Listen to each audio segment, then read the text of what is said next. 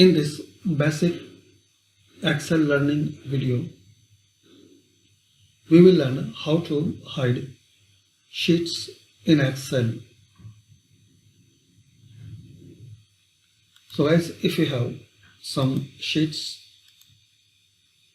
and if you want to hide, so select that sheets, then click on format. Here click on hide sheet.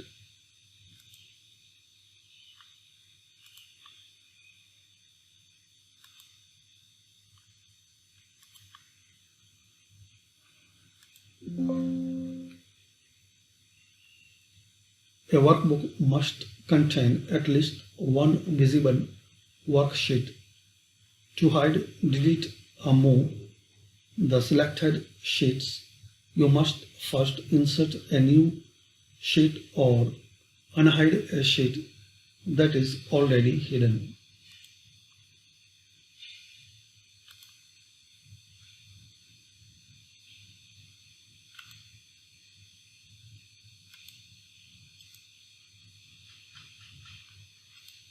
Now you can hide this sheet.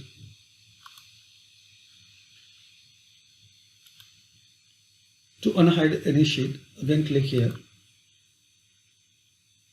Then select unhide sheet.